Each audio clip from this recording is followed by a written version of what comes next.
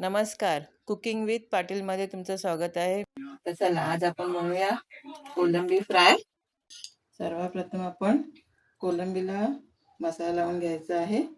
तर बघा मी हा 1 चमचा आलं लसूण पेस्ट घेतली आहे, अर्धा चमचा हळद, 1 चमचा मसाले पावडर, माझे चमचे लहान आहेत जे मसाल्याच्या डब्यामध्ये असतात ते, आणि अर्धा चमचा धना पावडर आणि थोडंसं हिंग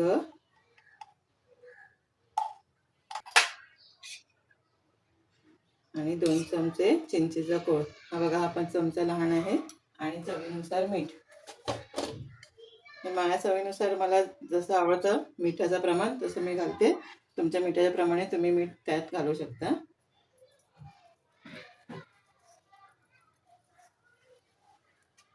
आता हे छान मिक्स करून घ्यायचं आहे.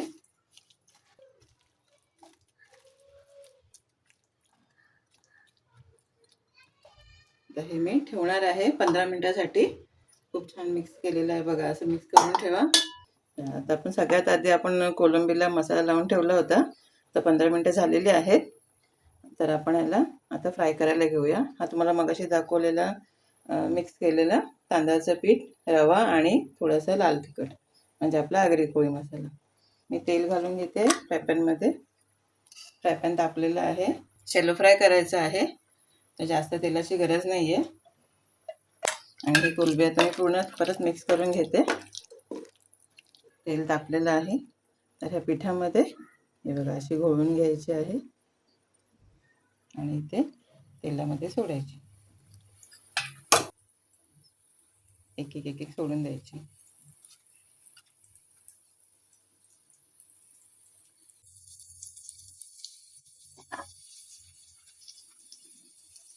मी अजून पण एक प्रकार कोलंबीचा तळून दाखवेन नंतर केव्हा तरी. तो डायरेक्ट आपलं पीठ लावलेलंच असतं त्याला, सुक्या पिठात नाही घोळवत. ही बघा मी आता सगळी सोडून ठेवली आहे तेलामध्ये. तर छान अशी शॅलो फ्राय 1 साईड होऊ द्या. 1 साईड झाली तर तुम्हाला पलटी करून पुन्हा दाखवते. बघा 1 साईड कोलंबी झालेल्या आहेत. तर आता मी ह्या उलटते आहेत. मी चमच्याचा काटा घेतला आहे, कारण का कोलंबियांना हे ओके आहे, तुकडीसाठी कालता लागतो चमचा. तर हे अजून 1 साईड होऊ द्या, पुन्हा आपण बघूया. हे बघा आता दोन्ही बाजूने कोलंबी फ्राय झालेली आहे. हे बघा छानपैकी अशी दोन्ही साईडने फ्राय करून घेतली आहे मी. आता आपण हे काढून घेऊया. आणि हो, लाईक, शेअर आणि माझ्या चॅनलला सबस्क्राईब करायला विसरू नका. धन्यवाद.